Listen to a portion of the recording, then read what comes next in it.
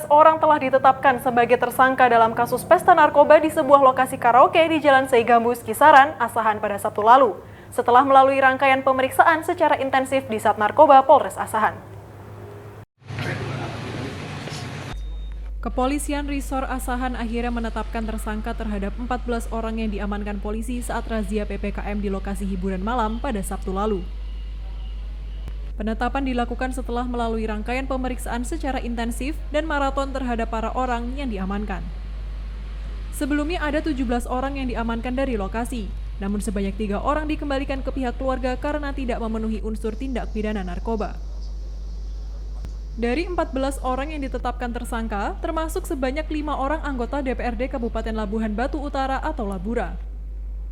Tidak hanya ditetapkan sebagai tersangka, petugas juga akan melakukan penahanan terhadap para tersangka pesta narkoba para pejabat anggota wakil rakyat tersebut. Pemeriksaan terhadap 17 yang diamankan itu termasuk anggota DPRD, kira-kira apa Pak hasilnya Pak?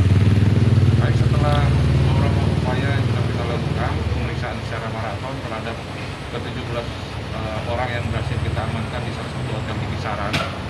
Itu dari 17 tersebut kita sudah melakukan upaya gelar perkara, kemudian koordinasi dengan Kejaksaan Negeri Kabupaten Asahan.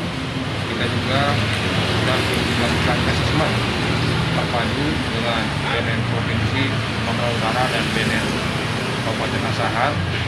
Kemudian setelah itu dapat kami simpulkan hari ini ada 14 orang yang sudah kita tetapkan sebagai tersangka.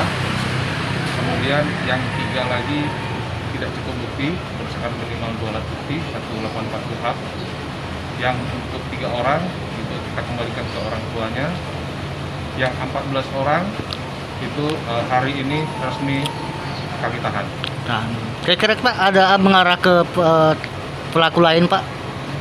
Untuk pelaku lain ini masih kita kembangkan terus pemeriksaan secara maraton. Kemungkinan besar akan bertambah tersangka. Yang tersangka ini ke 5 orang anggota dewan ini? Sekali 5 oknum anggota dewan Kabupaten Labura ini, dari 14 itu termasuk 5 oknum. Polisi terus melakukan penyelidikan terhadap penyuplai barang haram tersebut.